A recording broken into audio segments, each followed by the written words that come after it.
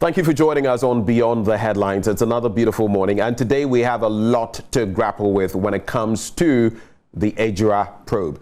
Now, we had that ministerial committee that was set up, the Justice Kumsin, I should say, committee that was set up to probe the matter of the happenings in Ejura a few months ago. And in fact, we have some of those recommendations that we're going to be discussing on. The report is out. The white paper, we shall see what pans out in that. But joining me this morning for that all-important conversation as we look at the bit about compensation, as we look about what should be done to certain key members, the MCE, for example, the district police commander, as we talk about the youth themselves, and what ought to be done to forestall similar incidents. Mind you, this is not the first time that Ejura has, reached or hit boiling point. We are joined by Professor Emmanuel Kwesi Enning, who is a director at the Kofi Annan International Peacekeeping Training Center, security analyst. He will be joining us for the conversation. In fact, he is here with us. We also have Peter Lanshin Tobu. He has been executive secretary for a number of IGPs in the past. Currently, though, he is a member of parliament for Wa West. Gentlemen, a very good morning to both of you. Thank you for joining the conversation. Very good morning. Good morning, my brother. Pleasure. Let me start very quickly with you, Professor Enning, and I'll be coming right back to you, MP Lanshin Tobu. My apologies. Sure. It's quite a fuss this morning. But looking at the recommendations that we have so far, some 55 pages that we've got in there, I want to know what you make of it generally. Having seen some of the most important ones, in fact, the 10 core ones, what do you make of them even before we get to the nitty-gritty of compensation, adequacy of compensation, and all of that, Prof? Let me say good morning to Honorable Peter Tobu. It's always a great pleasure to discuss with him. These are issues that the Honorable Member of Parliament and I have spoken about, pleaded about for the past decade or probably more. Ben, I think the critical issues here, yes, compensations are useful, but the political will to implement the recommendations for me is what is on the agenda for me. Precisely because commissions or committees of inquiry historically in Ghana are used as vents to reduce initial tensions and anger. And when the reports come out, probably on average, less than 10% of the recommendations are accepted and implemented in a subsequent white paper.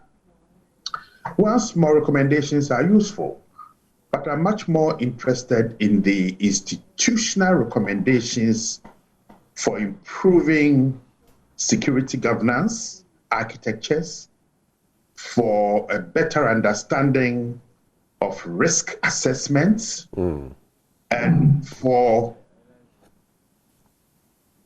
the recognition that when you fail in your professional duties, either due to incompetence, irresponsibility, or the fear of political repercussions for doing what is right, then you as an individual will be punished. Right. So there are larger issues in those recommendations, right, and I think we should have the backbone to begin to consider in a hierarchy of preferences, which ones are most critical for a response or for implementation.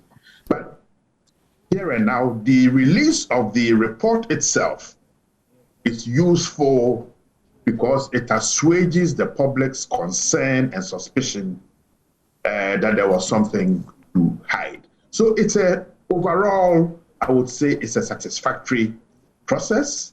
The real work begins now, but therein lies the potential challenges and the potential failures. Right. Let me come to you, Peter Tobu. Now, first of all, this report is dated the 27th of July, 2021.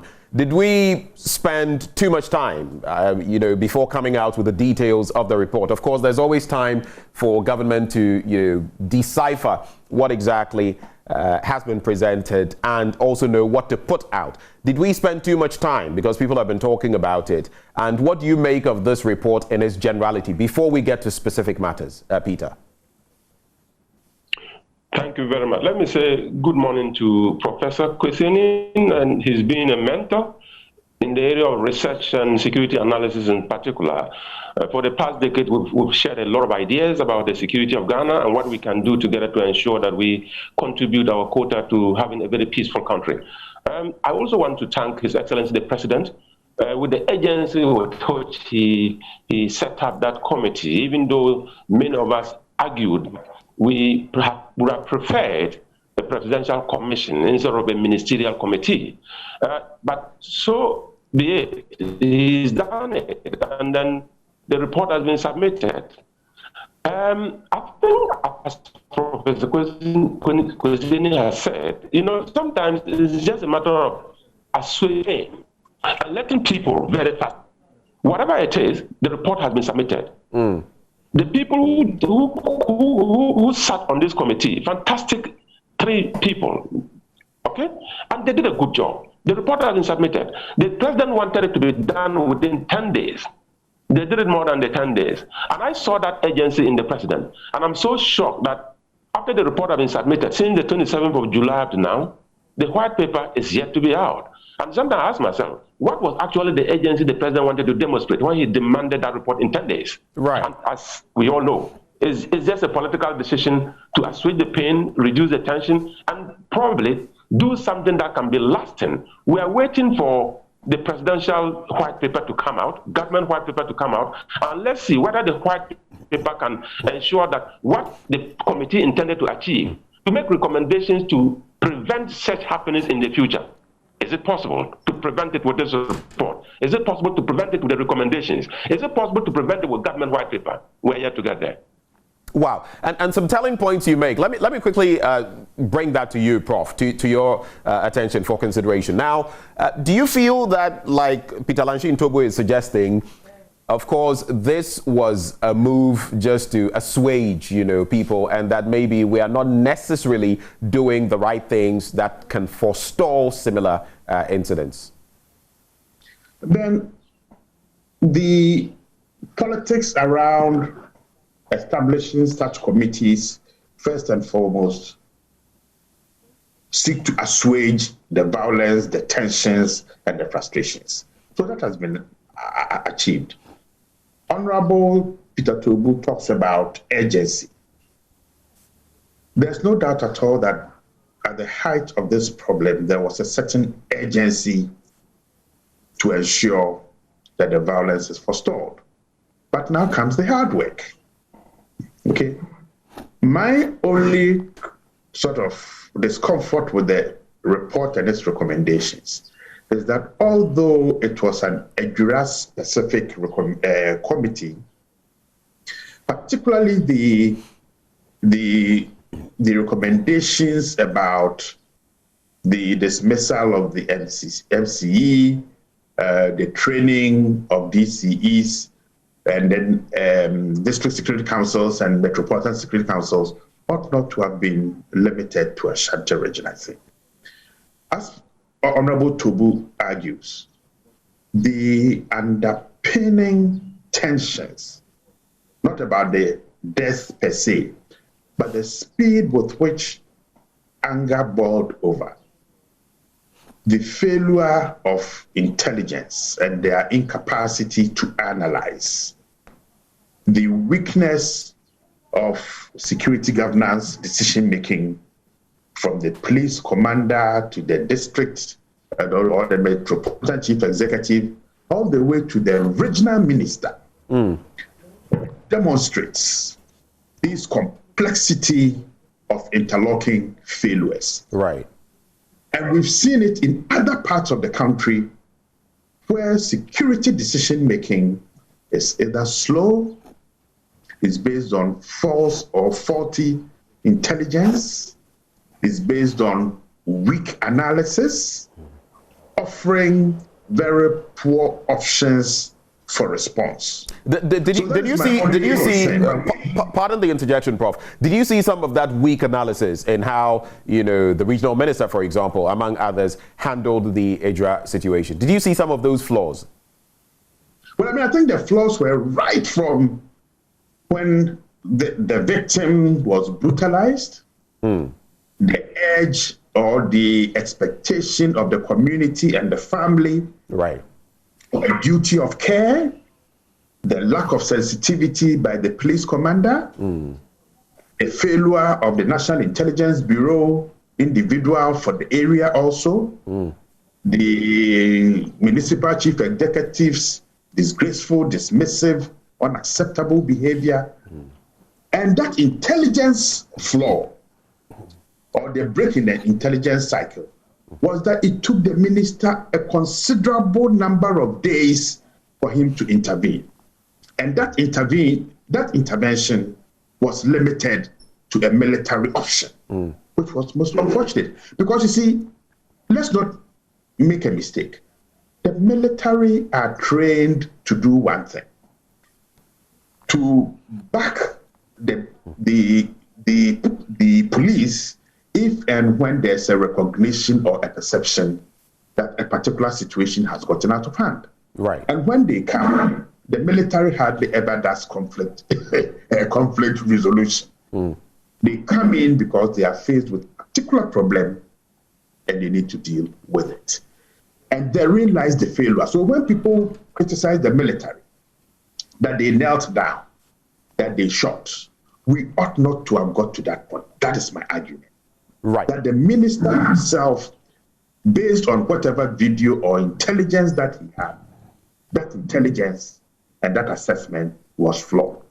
It was because he took way too long to intervene and act. And therein lies how or what we need to do to ensure that this does not replicate elsewhere. Especially as you've gone down that road. Now, you would notice that indeed the RegSec, the MUSEC, the DISEC are mentioned, and that proposal is made that they should have, some lessons, at least once a year, in conflict and crisis management. The interesting thing for me is that while we see, for example, the MCE for Ejura Disturbances being asked to be moved, at least per the report, we're seeing that Philip, who is actually the district commander of police, is also being asked to be set aside because he didn't handle the situation properly.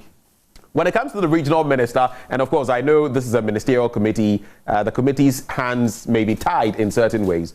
Apart from this recommendation that, they go for these teachings at the Ghana Armed Forces, training center, there is nothing more. Do you feel that on the back of what you've just said, maybe we ought to be addressing more at the regional minister too? Yes, sure. I mean, there is no doubt at all that it's possible the committee may have made a recommendation relating to the minister, but it cannot be left at the level of the municipal chief executive. Right. He had absolutely no clue. The police officer possibly might have had some knowledge, but was afraid to act, or probably the chain of command up to the police regional commander also, and up to headquarters might have faced some problems. And here, Honorable Tobu can help us about the speed with which intelligence analysis at the local level can be dealt with or are dealt with. Because the recommendations by the committee relating to the DISECs and the RegSecs and the MUSECs and the MISECs are very key. And it is not just about conflict resolution. It is about risk assessment, having the capacity and the knowledge to be able to have an appreciation of a security situation that is beginning to develop, and how to use the complexity of the assessment to arrive at hands-on, operational, implementable responses that do not escalate the problem, but rather tone down Language is one of them. Okay, the grandstanding of those who ought to have made decisions just when this victim had been brutalized just demonstrated to us that they didn't have a clue about the tinderbox situation that they were sitting on. So coming to Ghana Armed Forces Commander Staff College is very useful. It's a great step. But people must also be taught leadership, the intelligence act. So there are loads of things that I think when Vladimir Ntwidaso and his team suggested this, they had on their mind. And I'm hoping that they will draw up a solid program. They don't just need to come to GAFC because of the cost. I think GAFC can set up a mobile team, training team, that visits them on a regional basis, depending on the assessment, go to particular districts and municipalities. So there's quite a bit of work that needs to be done. But kudos for those suggestions. Great. Peter, I don't know what your take is on the back of this, but I would also like to run by you, especially as you have been with the police service, been there, done that. When it comes to DSP Hammond, the recommendation borders on two areas, so to speak. One, his incompetence, so to speak, in handling the situation, and the fact that his relationship with the people in Ejura may have been, damaged to an extent where he cannot, should we say, logically remain or have that moral high ground to work in that area. Do you feel that is the solution? Do you feel he should have been moved like we're seeing him, and whether he rather would not be fit to stay having experience on the back of what has happened? What is your take on that? Thank you very much. Before I get to the question, I think that the greatest challenge we have as a country is our failure to understand the National Security Council structure and our continuous attempt to micromanage that structure. That is the problem. The National Security Council is structured in such a way that it has components put together to create the council. If you go to the National Security Council, we have the military component in there. We have the police component in there. We have the National Investigations Bureau component in there. And we have so many other components coming together to form the National Security Council, headed by His Excellency, the President of the Republic of Ghana. If we don't understand why these components are put together to form a council, and we try to micromanage the components, then we'll continue to create the problems that we're having now. Why will a Regional Security Council chairperson assume that he or she is the council?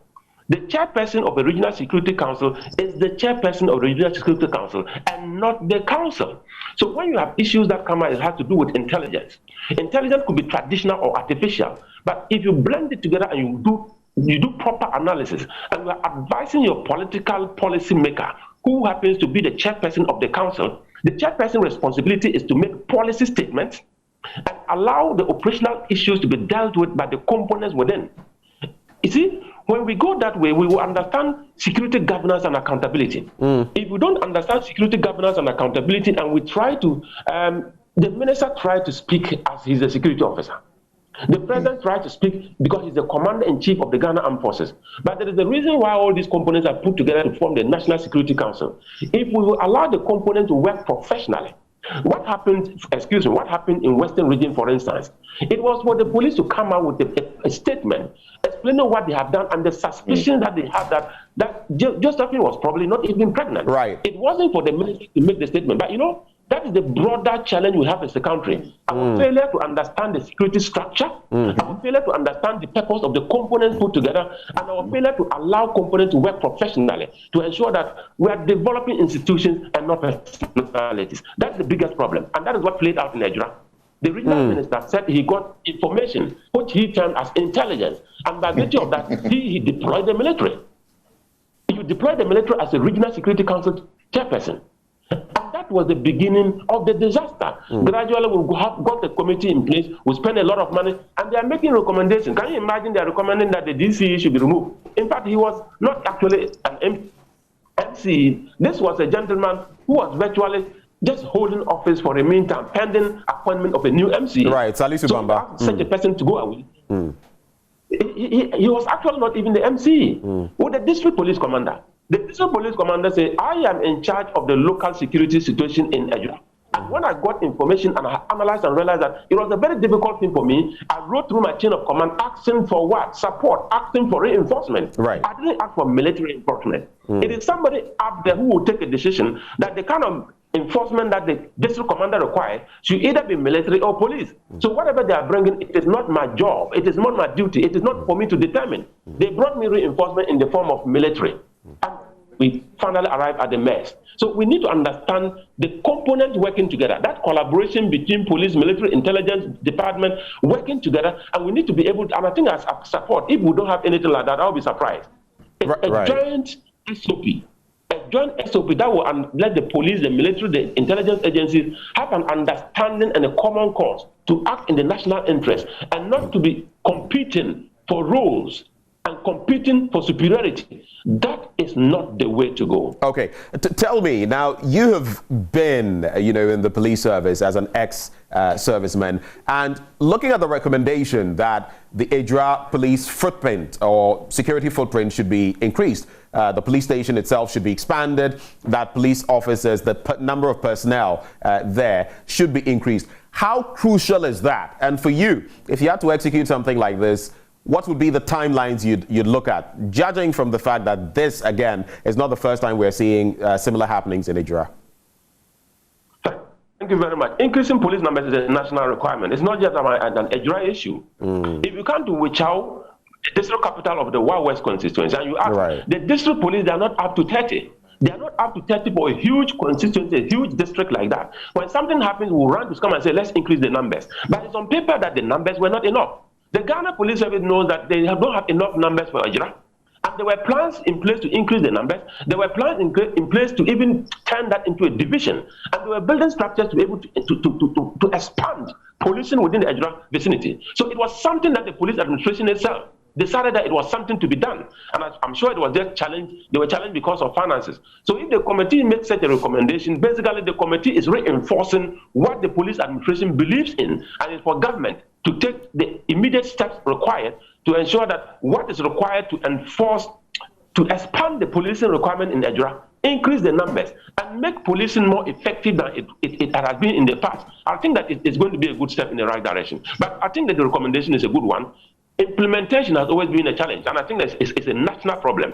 Beautiful recommendations, at the end of the day, the implementation phase will come, and after 2-3 years, we are back to the same square one because we don't take things serious. We only diffuse tensions, but we don't go deep down there to solve the problem once and for all. And probably do things that will prevent certain things from happening elsewhere.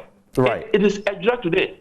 Tomorrow it might be another place with the same indicators. And we as a country. Right. We need to have a national approach to this. Right. We've seen that thread, in different places. But coming back to you, Prof, you were speaking about the military and what they actually do, and how we should not necessarily be in a hurry to use them in such situations. We have per that report the recommendation that the military actually review the actions of Lieutenant Opoku Eduse and his team for the, and I'm quoting here, inappropriate use of force. Should we be punishing these officers of the military when in fact this is what they do? Like you rightly said, when they go into situations, they are going to quell whatever is happening. They are not there to, disperse crowds and the rest. Are we taking the right measures in this regard? No, I think once more the military is being used as a scapegoat, actually for political failures and for political security governance decision making. When you move the military, they do not move in a COVID emergency vehicle. That decision, as Honorable Tobu is saying, circumvented and circumscribed the established protocols and structure and format of the National Security Council, trickling down to the regional level. So the recommendations about expansion of police stations, police personnel, what to do with the military, all those or parts of them are contained in the Acha Committee report. Okay, implementation is our issue here. Okay, and we like to talk talk, we like to wax, we like to scream and shout. Okay, Honorable Tobu and I and you will be having these conversations. I've got to run now. I've got some students waiting, and I hate to keep them long in my office. So Honorable Tobu is in your hands, and I'm sure he will deal with all the questions. Until we implement, we will continue having these conversations, probably a few more before the next elections. Right before you take leave of us, Prof, I totally respect what you've said, but I just wanted to find out, when the victims, the two deceased, their families, they say compensation, and those injured, they've also spoken of compensation. What would be adequate compensation in a sense like this? I just want you to wrap up on that point. You can compensate for a lost life based on the incompetence and irresponsibility of people who fail to take the decision that they ought to have been taken. Right. Probably the first step in compensating those people is to make sure that those who fail in making the appropriate decisions are punished, first and foremost. That will assuage their pain. And then when you top up with some decent amount of money, pay school fees, take hospital insurance, calculate what those who have lost their lives would have gained over, say, 60 years of living, right, and top that certain percentage of inflationary growth, then I think you are beginning to talk. Professor Enning, it's always refreshing. This morning, you've done magic for us, so to speak. We're so grateful for your time. Thank you so much. Professor Emmanuel Kwesi Enning is a director at the Kofi Annan International Peacekeeping Training Center. He's a security analyst. He joined us for this conversation. But Peter, so as we wrap up on that very point, when it comes to compensation, for example, now a number of things have been mentioned by Professor Enning. Do you feel we ought to be doing any more? He's spoken about the fact that, first of all, you can't compensate for a life that is lost, and we have two that were lost in this instance. People have been maimed. The youth are not happy about the situation. How do you compensate such people? Thank you very much. I think that we live in a global village now, and I tell people there is something we call customized innovation. Something that is good elsewhere can be borrowed and implemented in your own jurisdiction. If you go to the Arab countries, they have something in the Sharia law when it talks about compensation, which they call diya. In that compensation, the family decides this is a parent or this is a father who has been killed. He's supposed to be taking care of 3-4 children. He's supposed to be taking care of his old lady. He's supposed to be taking care of his old man who is still alive. And all these 3-4 children have a dream to go to the university. What compensation will come and make a lot of sense to the family will be compensation that will take over, in fact, behave as if the man is not there. Let the state be responsible for the children. Let the state be responsible for the family. Let the state play the role of the man as if he was still alive. But there is not enough money that can be paid in the form of compensation for a lost life. I agree with Professor Kwesi Enning. We cannot compensate for a lost life, but we need to compensate in such a way that we can prevent future occurrences and put that family in a position as if the man who is dead is still alive. That's the best way to go. It's not just all about money. The suggestion that we use body cameras for like events going into the future, like you would find in other jurisdictions, especially as, with your intelligence and the work you've done, is that going to be part of the solution? And do you feel we can actually effectively actualize this? Thank you very much. Sometimes we rush issues. We live in a system that is a bit old. We are trying to reform the system, the security system of this country. So if we jump away to artificial intelligence and start equipping people with body cams, I am telling you, as a matter of fact, some of the officers, you will find that some of the officers within a week, their body cams will go missing. Their body cams will probably not function well, because the fact is that we need to have a mental reorientation. We need to have a mental reformation. We need to have a police officer who is ready to work in a democratic dispensation. That this is not enforcement alone, but we're talking about service. And that is why we change from a police force to a police service. That service mentality is required to be in every police officer's head. And when you get to a point that Peter, we seem to be losing your right. You're back now. Are you getting me now? Yes. Yes. So what I'm saying is that let's try to get the police officers at a mental level ready for body cams. We need a particular mental level, a particular level of training, a particular police mentality. Before you bring the artificial intelligence issue, you bring body cams, and when they wear the body cam, they are very confident that even people watching what I do is an encouragement. If we don't do that and start buying body cams, we'll buy body cams, but we'll finally attempt to blame the police. But the fact is that let's put the police in the posture ready for body cams, and when we get it, and the body... We are losing you once more, Peter, if you can hear me. Can you hear me, please? Yes, you're back. Yes. So basically, I'm saying that let's position the police first. Okay. So basically, we're not ready. We're not ready for body cams now. We're not ready for too much advanced technology using the people involved. We need to train. We need to enhance their capacity. Right. We need to end with these technological related issues. All right. I want you to wrap on these two issues, marry them together very briefly, and we shall wrap the conversation. Now, the first has to do with the suggestion that, there be sports facilities, recreational facilities for the Zongo community, especially in Ejura, and that the Zongo Development Fund be used to channel this as well. Of course, there's also the hydra-headed problem of youth unemployment and all of the matters related, concomitant issues. Now, what would be your reaction to that? Is that a fair deal? And tie that into what your expectations would be of a white paper from government. We saw what happened when it comes to the Milshort Commission on the back of Ayawaso West Wuogon. In this instance, would you say that hook, line, and sinker, maybe we should be adopting wholesale what the Kumsin Committee has said? Those 2 points, and it's a wrap. Thank you very much. The issue of Ejura can be used as a case study to be able to resolve many of the issues that are challenging the youth of this country. The recommendations final. They say the devil gives work to an idle brain or an idle hand. So the recommendations are purposed to just get the youth engaged and get them busy into sporting activities and related matters. I would wish that government on their own, this one village, one dam, which is in the north, and they're talking about one district, one factory.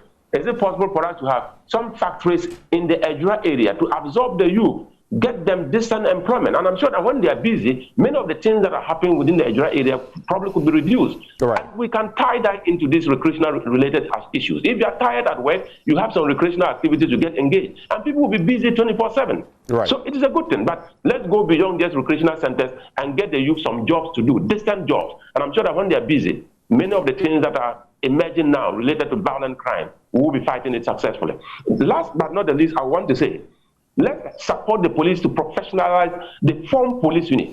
The Form Police Unit is a professional department responsible for managing crowd control. They are specialized in crowd control management. And the dream of many IGPs have been to get crowd control units in all the regions, and now we are talking about 16 regions. We should be dreaming of having 16 FPUs in all the regions. Each region should have one FPU. So that if there's a crowd control related issue, you send the professionals. You don't send soldiers. You don't send armed policemen. You don't send people with lethal arms.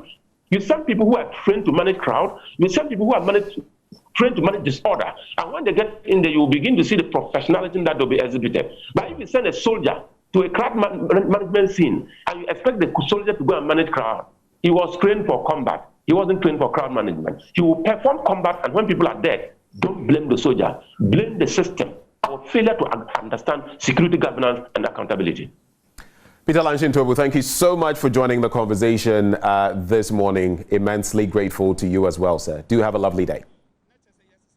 So we've been joined this morning by Peter Lanshin Tobu. He just shared his thoughts very forcefully there. Former Executive Secretary to a number of Inspector Generals of Police, currently Member of Parliament for West. We were also joined earlier by Professor Emmanuel Kwesi Ening, a Director at the Kofi Annan International Peacekeeping Training Center. My name is Benjamin Akako. This is where I seed. And coming up next, we're going to be interacting with Kobe Spike Nkrumah on Let's Talk Bits and Bytes. We're going to bring you some technological updates. Do stay.